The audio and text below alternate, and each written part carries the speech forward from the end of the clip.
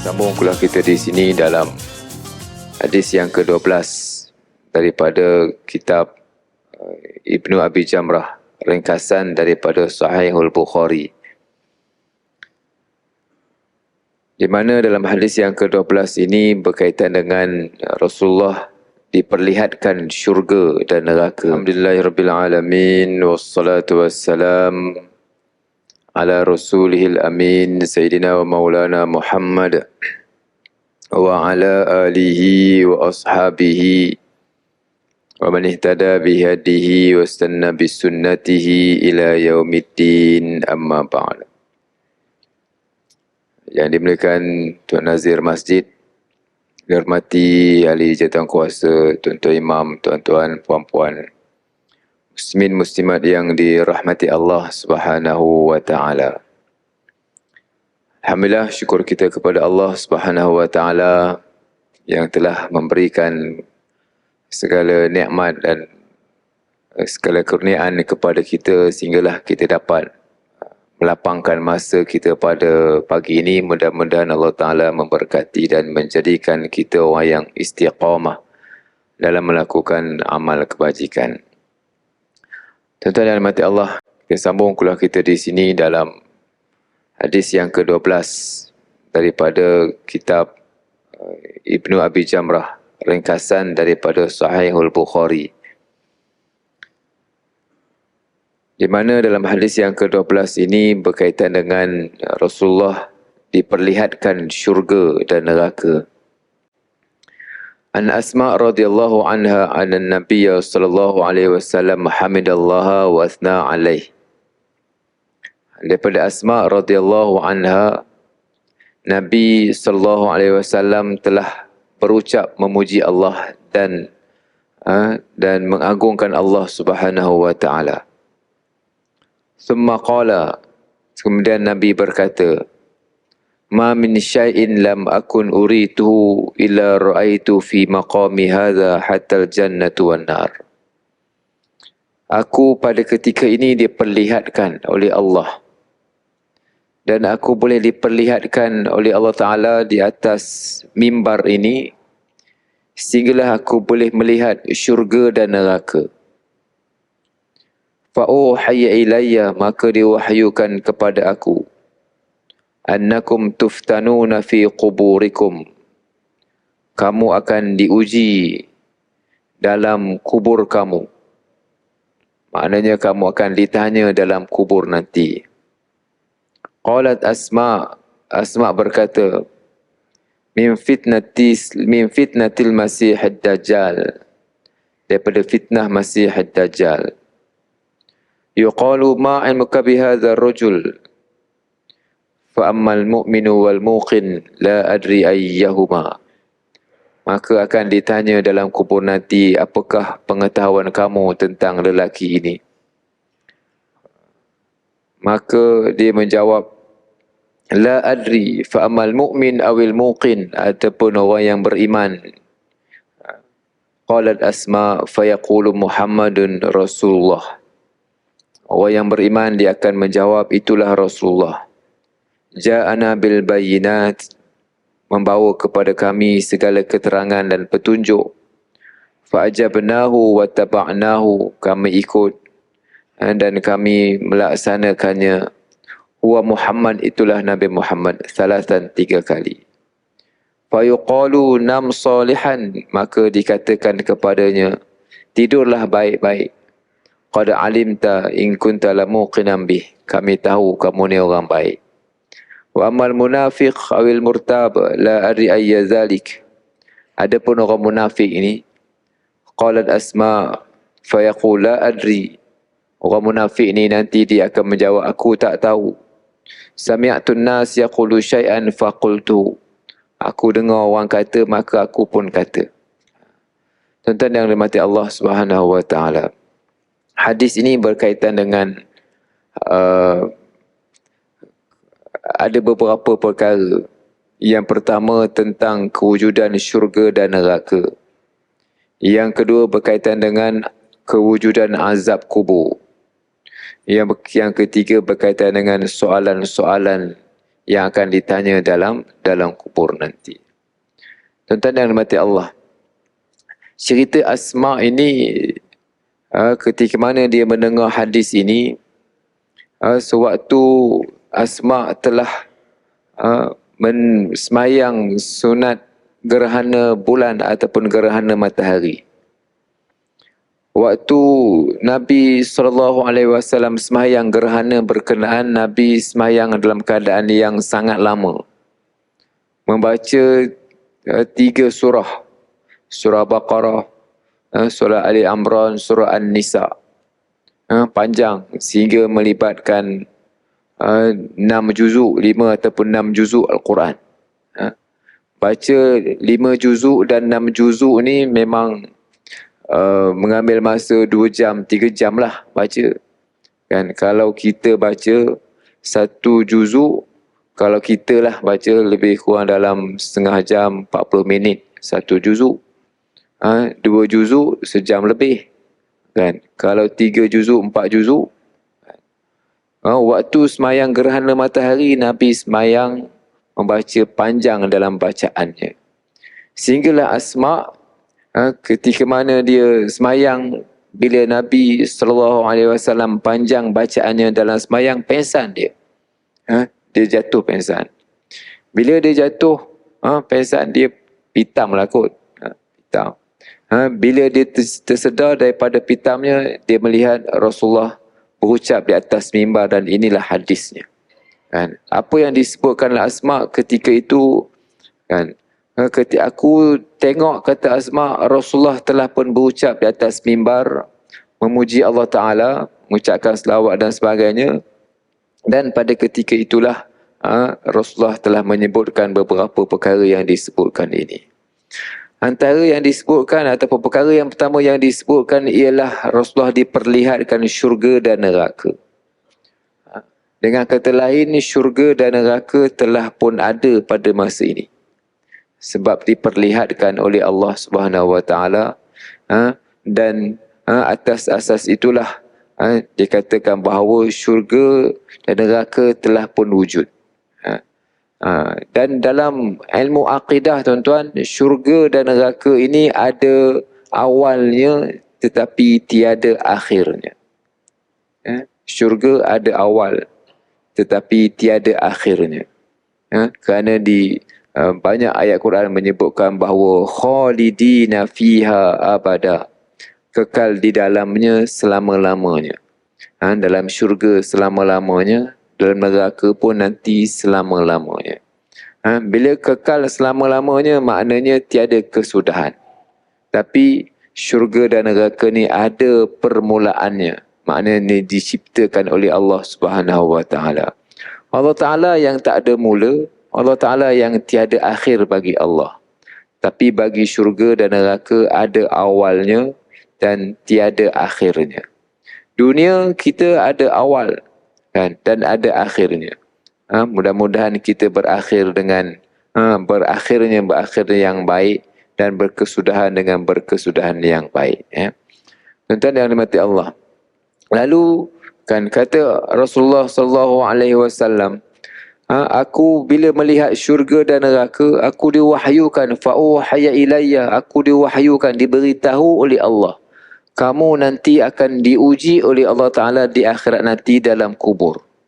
Maka salah satu daripada perbincangan oleh para ulama tentang azab kubur ini ialah suatu yang dipertikaikan dulu oleh mazhab Mu'tazilah, oleh golongan atheist, tidak percaya kepada kewujudan azab kubur.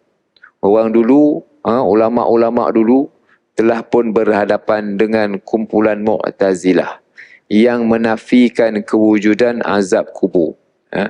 Ini dulu-dulu punya cerita lah.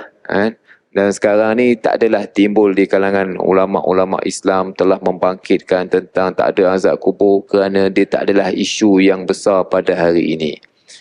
Dulu menjadi isu besar kerana ulama-ulama dulu menggunakan kaedah, kan, mana-mana perkara yang menjadi dasar akidah mestilah ada asasnya dalam Al-Quran. mestilah disebutkan secara jelas dalam Al-Quran. Bab azab kubur dipertikaikan kerana tidak dikatakan oleh golongan Mu'tazilah tidak mempunyai nas yang jelas daripada Al-Quran tentang kewujudan azab kubur. Kan?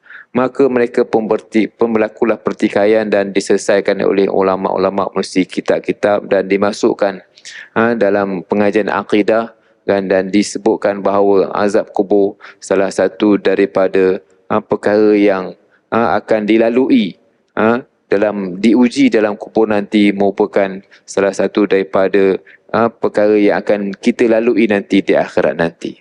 Mudah-mudahan kita selamat daripada azab kubur. Kumpulan yang kedua yang menafikan azab kubur ni lah kumpulan ateis.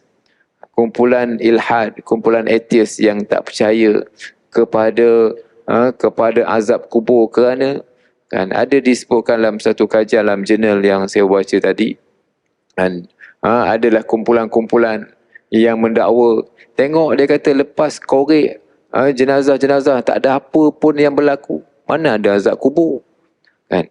Mana ada azab kubur?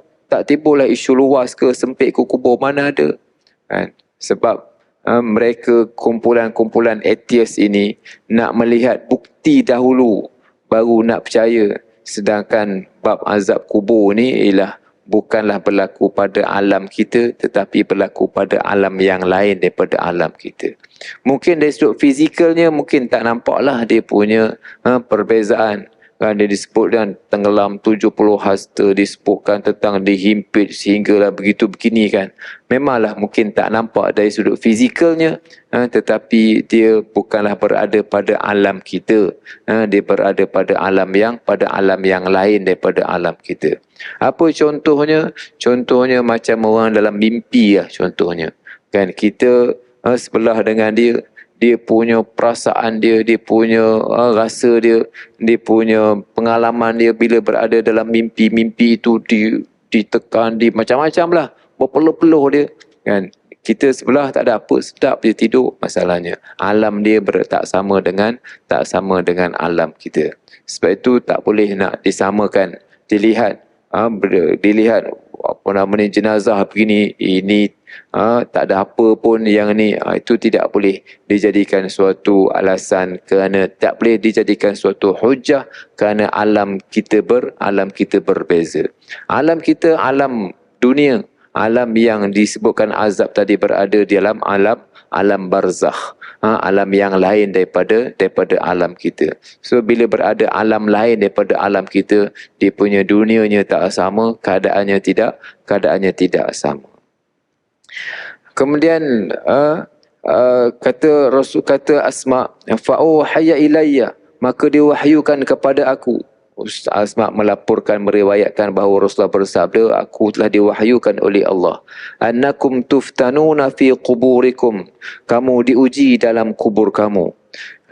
Maknanya tuan-tuan, bab yang berkaitan dengan azab kubur ini, walaupun mungkin tak ada disebutkan secara jelas dalam Al-Quran, tetapi beberapa ayat Quran menyebutkan bahawa antaranya disebutkan bahawa orang yang mati yang baik ini, orang yang mati yang tak elok akan didedahkan dalam alam kubur ini, dia punya azab ataupun dia punya kebaikannya akan mereka dapat sewaktu dalam kubur nanti. Ada beberapa ayat yang menyebutkan tentang perkara berkenaan, dan ditekankan dalam hadis ini, kan, walaupun tak disebutkan perkataan azab kubur tak disebutkan dalam Al-Quran, tetapi kan apa yang difahami daripada ayat-ayat Al-Quran tentang perkara berkenaan ada disebutkan dalam beberapa ayat berkaitan dengan azab kubur, termasuklah hadis daripada Sahih Bukhari ini menyebutkan perkara ini. Tuan-tuan yang dirahmati Allah, bab berkaitan dengan seksa dalam kubur ini, dalam hadis yang lain akan didengari oleh makhluk-makhluk melainkan jin dan manusia. Jin dan manusia tidak mendengar suara-suara pekikan azab kubur, yang kat kubur tak didengari oleh jin dan manusia, didengari oleh haiwan. didengari oleh ayam, didengari oleh itik, didengari oleh haiwan-haiwan yang lain mendengar bunyi-bunyi berkenaan. Sebab itu kan alam mereka, alam haiwan tidak sama dengan alam kita. Alam dia tak sama dengan alam kita. Kan? Kenapa alam mereka tak sama dengan alam kita? Kerana penglihatan mereka tak sama dengan penglihatan kita. Pendengaran mereka tak sama dengan pendengaran kita. Kita melihat tuan-tuan ada beberapa color yang ada ni. Kan manusia ada berapa color? 7, 8 color. Ada putih, ada hitam, ada biru, hijau dan sebagainya. Kita ada color. Kan barangkali pada haiwan-haiwan yang lain color dia tak sama dengan color kita. Color dia tak sama dengan color kita. Kita mungkin melihat kapet ni merah, dia tengok hitam. Kita mungkin melihat putih, mungkin mereka melihat biru. Mungkin mereka melihat oranye dan sebagainya. Color mereka tak sama dengan color kita. Tuan-tuan boleh cek dalam internet vision of animal, kan penglihatan dalam alam haiwan. Penglihatan dalam alam haiwan ni tidak sama dengan penglihatan yang ada pada alam kita. Kan mata kita tak sama dengan mata mereka. Kan dari sudut fizikal mata kita pun dengan mata haiwan pun tidak sama. Ada yang mata kita boleh melihat setakat ini. Ada haiwan boleh melihat jauh. Ada haiwan boleh melihat pada waktu malam dia boleh tengok. Ada haiwan yang pada waktu malam dia tak dapat nak tengok, siang dia boleh tengok. Ada haiwan yang boleh pada malam mata dia cerah, pada siang matanya tak nampak. Kan begitulah alam haiwan yang tak sama dengan alam kita. Bila alam mereka tak sama dengan alam kita, maka hakikatnya kedudukan manusia ni memang alamnya tak sama dengan alam yang lain. Contohnya tuan-tuan, orang yang pekak. Kan, saya pernah dulu telinga saya ada infection. Kan, bila telinga infection, dia tak apa dengar lah. Kan, sebab ada macam menanah sikit, saya pun tak pastilah kenapa infection telinga. Kan, tak dengar. Bila saya pergi ke hospital, kan, dia buat sedut. Dia sedut telinga, keluarlah benda-benda yang dalam tu. Kan. Lepas tu barulah dengar. Barulah dengar orang bercakap, barulah dengar orang sembang kat luar pergi hospital, barulah kita dengar bunyi ria rendah. Waktu pergi tak dengar apa-apa, rasa macam aman je. Rasa macam tak ada apa-apa je sebab tak dengar orang cakap. Kan. Bila tak dengar orang cakap, kita rasa lain. Dunia kita rasa dunia yang lain. Itu baru tak dengar orang cakap. Kan. Kalau saya menengok warna yang lain, tuan-tuan tengok warna yang lain, dunia saya tak sama dengan dunia tuan-tuan. Kan? Budak kecil pun sama. Dunia budak kecil dengan dunia orang tua tak sama. Cara dia menengok, ada dia tengok benda ni dia suka, kita tengok tak suka. Dunia budak tak sama dengan dunia orang tua. Dunia perempuan dengan dunia lelaki tak sama. Dunia orang muda dengan dunia orang yang sudah berusia tidak sama. Jadi oleh kerana benda ni tidak sama, saya nak sebutkan bahawa kan, alam haiwan tak sama dengan alam kita manusia. Kan, alam kita manusia mungkin berbeza, kan, penglihatan kita, pendengaran kita. Jadi sebab itu kan disebutkan dalam hadis kan tentang manusia, kan, tentang azab-azab kubur ini dapat didengari oleh haiwan-haiwan yang lain, melainkan jin dan manusia. Illa thaqalain, melainkan jin dan manusia. Mereka tahu, cuma oleh kerana mereka tak ada perasaan. Kan, haiwan ni tak ada perasaan. Kan, kita bila sembelih ayam, dia pun tengok kawan-kawan dia kena sembelih, dia tak ada apa-apa, sedap je makan. Kan, tak tahulah sedap makan kita sedap, tak tahulah kan, tapi dia makan begitu je. Kan, next nanti giliran dia, lepas 2-3 ekor giliran dia tak ada perasaan sangat. Kan, nak ceritanya tentang alam mereka boleh tahu, mereka dengar, tetapi mereka tak ada nak meluahkan kepada kita manusia, dan juga mereka mungkin tak ada perasaan seperti mana kita. Kalau kita tengok contohnya ayam, ayam jantan contohnya pada waktu malam, kan, waktu subuh, kan, kenapa dia kokok pada waktu subuh? Wallahualam, mungkin dah dia melihat makhluk-makhluk yang tertentu ke apa, wallahualam, mungkin dia melihat pada waktu berkenaan. Kalau di kampung tuan-tuan, kan, bila saya kat kampung lah, kan, masjid kampung tu dulu dekatlah dengan bendang. Bila azan, Allahu Akbar, Allahu Akbar, burung ruak-ruak ni bunyi, wah, wah, wah, wah, bunyi, dia bunyi. Kenapa dia bunyi? Wallahu alam, mungkin dia melihat apa nama ni, segala syaitan semua terlari, mungkin begitulah kot, kan, pada waktu maghrib, kan. Kan bila sebut pada waktu maghrib ni, waktu yang disuruhkan supaya anak-anak ni masuk rumah kerana banyak jin syaitan, kan. Bila diazankan, jin syaitan ni lari terlintang pukang, kan. Mungkin wallahu a'lam, kan. Kita pun tak adalah tanya kat burung, kenapa kau buat begitu, kan. Tapi nak ceritanya itu signal-signal yang ada, sebagai nak tunjukkan bahawa alam mereka tak sama dengan alam kita. Jadi tuan-tuan yang dirahmati Allah, annakum tuftanuna fi quburikum, kamu dia akan ditanya nanti dalam alam kubur nanti beberapa soalan. Antara soalan yang ditanya kepada kita nanti ialah tentang kewujudan, tentang Rasulullah sallallahu alaihi wasallam. Di mana tentang Rasulullah ini, kan, kata Asma, kan, orang yang beriman dia boleh menjawab. Dia kata apa? Dia kata ja'ana bil bayyinat huwa Muhammad Rasulullah. Inilah Nabi Muhammad sebagai pesuruh Allah. Ja'ana bil bayyinat, datang kepada kami dengan segala petunjuknya, dengan segala hadis-hadisnya, dengan segala panduannya kepada kami. Fa'ajabnahu, kami ikut ya Rasulullah.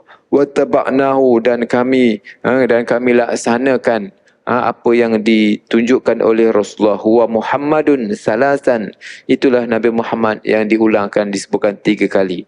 Muhammad, Muhammad dan Muhammad. Maknanya tuan-tuan, orang yang baik akan dapat menyebutkan bahawa mereka akan mengikut Rasulullah sallallahu alaihi wasallam, dan ini pun telah diketahui oleh malaikat itu, kan. Disebutkanlah hadis yang lain tentang bagaimana orang yang baik. Orang yang baik ini tuan-tuan, malaikat akan Allah Ta'ala akan membuat pengumuman di atas langit. Sesungguhnya Allah Ta'ala adalah malaikat tukang announce. Inna Allah ahabba fulanan, sesungguhnya Allah Ta'ala mengasihi seorang fulan bin fulan. Maka hendaklah kamu wahai ahli langit suka kepada orang ni, kan. Fayudha'u lahul qabul fil ardi, maka dilaksanakan di atas muka bumi ini, diangkat kemuliaan seseorang. Maknanya ahli langit dah pun tahu, kan, tentang seseorang ini fulan bin fulan, orang yang mulia. Begitu jugalah sebaliknya, orang yang jahat.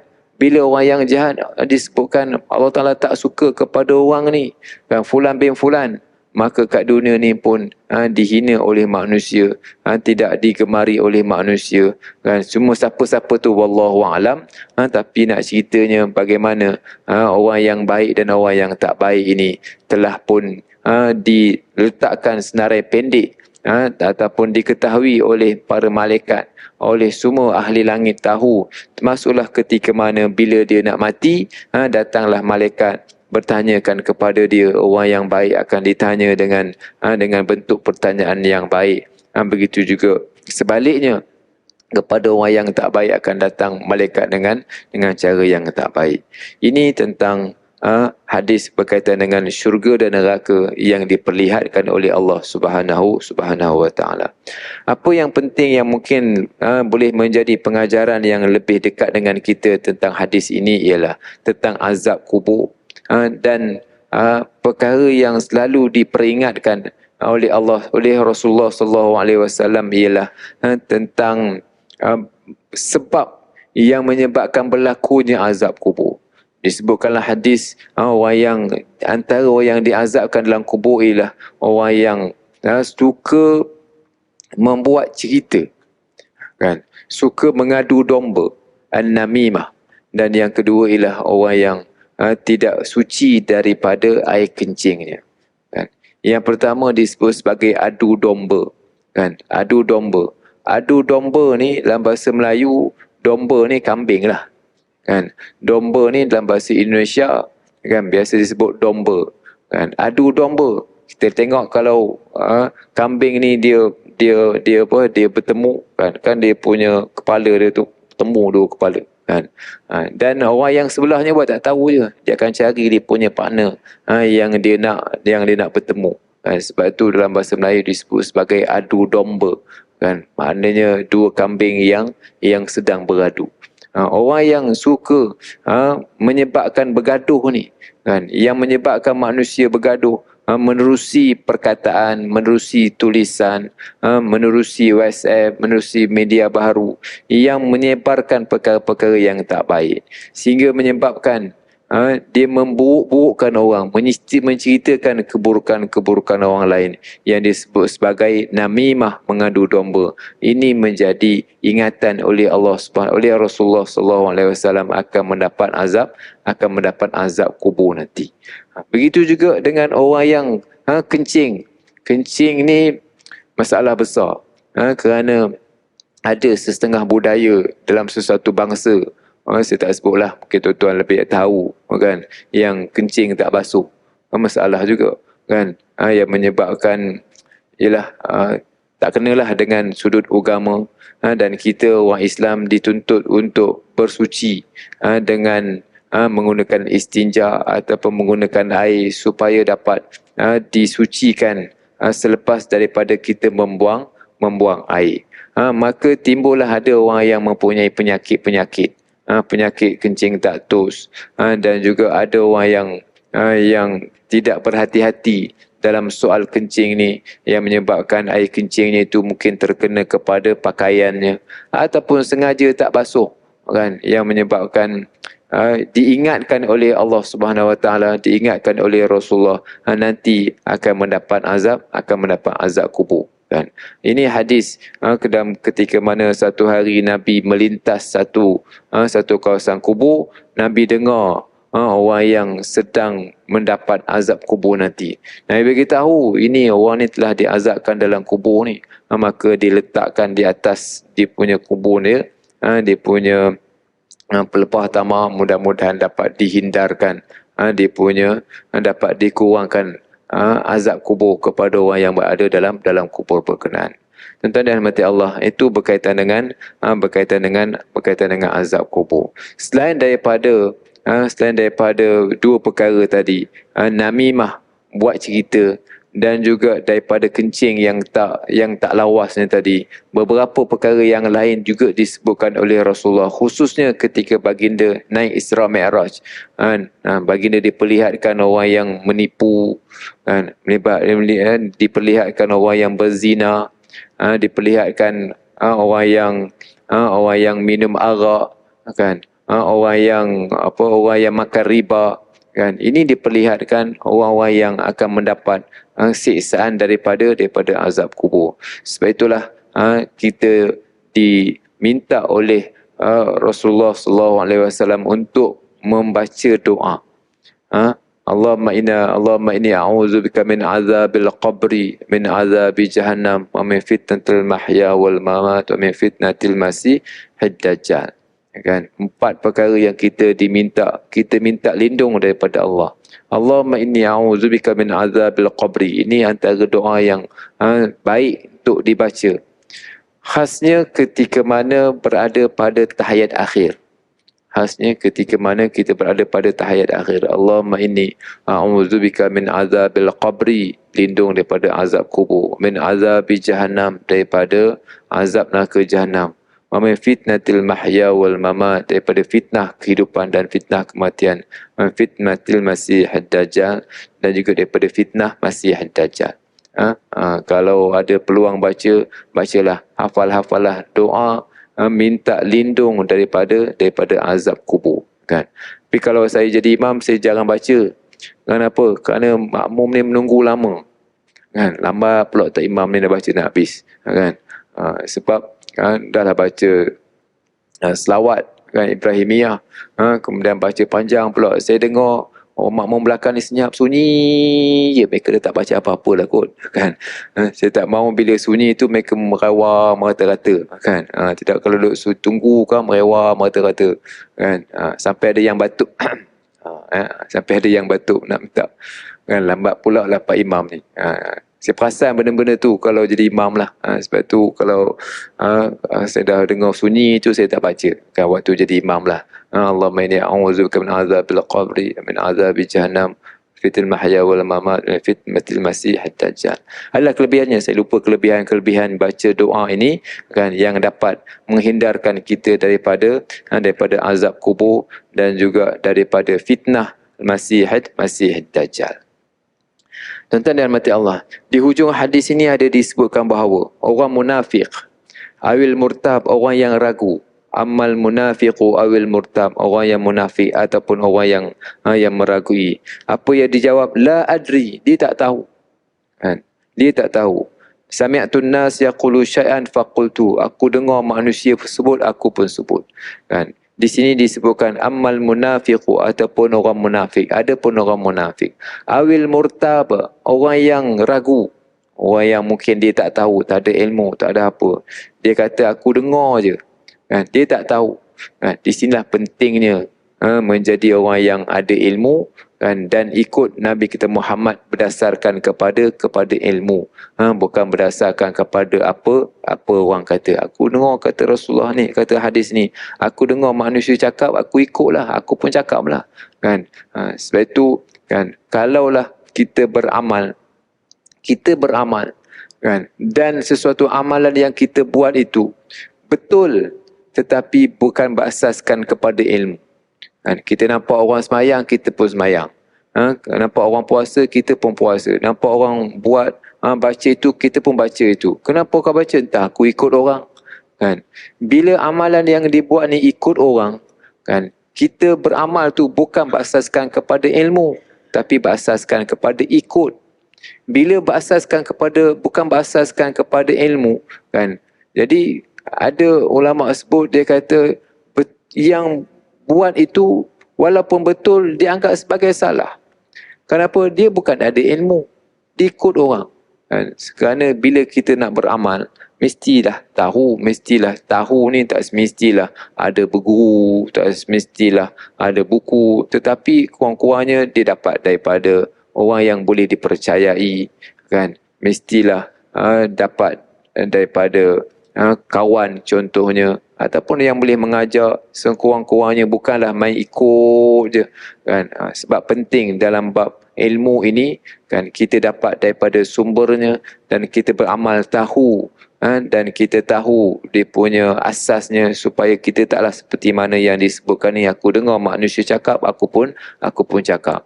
Ramai juga manusia yang mungkin datang semayang, dia tengok orang ambil semayang, dia pun ambil semayang, basuh tangan, buka kaki kan, yang menyebabkan ramailah kadang-kadang tersilap kerana melakukan amalan bukan berasaskan kepada ilmu, tetapi berasaskan kepada ikut orang sahaja kan. Jadi kita pun berada di masjid ini, tuan-tuan ada kuliah dan sebagainya, tak timbullah masalah itu kerana kita berusaha untuk menambah ilmu, dan mudah-mudahan kita mati dalam keadaan kita berada dalam suasana menambah ilmu. Seterusnya tuan-tuan yang dirahmati Allah, hadis yang ke-13, an Abi Hurairah annahu qultu ya Rasulullah, aku berkata wahai Rasulullah, man as'adun nasi bi syafa'atika yaumal qiyamah, siapakah orang yang paling bahagia di akhirat nanti dengan mendapat syafaat kamu wahai Rasulullah? Qala Rasulullah, laqad zanantu ya Abu Hurairah alla yas'alani an hadzal hadits awwal mink. Wahai Abu Hurairah, kata Rasulullah, kan, kamu ni bagus, kamu ni sangat bagus, tak ada lagi orang yang bertanya soalan yang seperti ini. Tentang soalan syafaat ni tak ada lagi orang tanya, kata Rasulullah, kamu orang yang pertama tanya tentang perkara ini. Kenapa? Lima ra'aitu min harsika al hadis, kamu ni memang suka untuk mendapatkan hadis, nak dapatkan mengetahui tentang ilmu-ilmu agama ni, kamu yang lebih banyak pengetahuannya, ataupun lebih banyak kamu tunjukkan minat nak tahu tentang perkara-perkara agama. Kata Rasulullah, as'adun nasi bi syafaati yaumal qiyamah man qala la ilaha illallah khalisan min qalbi aw nafsi. Orang yang paling bahagia dengan syafaat aku nanti pada hari kiamat ialah orang yang berkata la ilaha illallah khalisan min qalbihi aw nafsi. Orang yang mengucapkan la ilaha illallah dalam keadaan ikhlas daripada hatinya ataupun ikhlas dalam jiwanya. Tuan-tuan yang dirahmati Allah, yang pertama sikap Abu Hurairah yang suka bertanya kepada Rasulullah dan ingin boleh kita katakan bersifat kritikal, bersifat kritis terhadap ilmu-ilmu agama, sehinggalah ditanya soalan-soalan yang seperti ini. Kan kata Rasulullah, tak ada lagi orang yang tanya tentang perkara syafaat ni melainkan kau lah wahai Abu Hurairah. Kan maka dijawabkan oleh Rasulullah, orang yang mendapat antara yang mendapat syafaat. Syafaat ni panjanglah, nanti kita huraikan dalam kuliah yang akan datang. Syafaat ini ialah mendapat pertolongan daripada Rasulullah, mendapat pertolongan daripada amalannya, mendapat pertolongan daripada Al-Quran. Antaranya ialah orang yang mendapat pertolongan apabila dia menyebutkan, bila dia sering menyebutkan la ilaha illallah dalam keadaan ikhlas daripada hatinya ataupun ikhlas daripada jiwanya.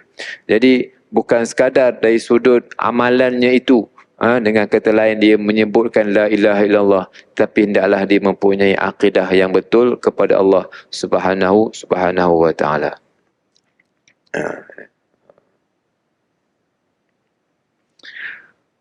Wallahualam, itu yang dapat saya kongsikan pada pagi ini. Yang pertama berkaitan dengan hadis-hadis yang berkaitan dengan azab kubur. Yang kedua berkaitan dengan syafaat, yang insyaAllah saya akan ulang balik hadis mendapat syafaat ini, kerana syafaat ini benda yang banyak dibincangkan dan menjadi perkara yang besar di akhirat nanti. Perkara yang besar di akhirat nanti syafaat lah. Kerana kita nak harapkan siapa kan, melainkan kita mengharapkan amalan-amalan yang kita buat itu pun tak tara mana pun, dan kita mengharapkan syafaat daripada Allah, syafaat daripada Rasulullah, syafaat daripada Quran kan, bergantung kepada bagaimanakah amalan yang kita lakukan di atas muka bumi ini. Wallahu alam, mudah-mudahan dapat menjadi ingatan untuk saya sendiri dan juga untuk tuan-tuan sekalian. Bismillahirrahmanirrahim. Allahumma anfa'na bima 'allamtana wa 'allimna ma yanfa'una warzuqna 'ilman yanfa'una. Wassallallahu ala sayyidina Muhammad wa ala alihi washabihi ajma'in. Walhamdulillahirabbil alamin.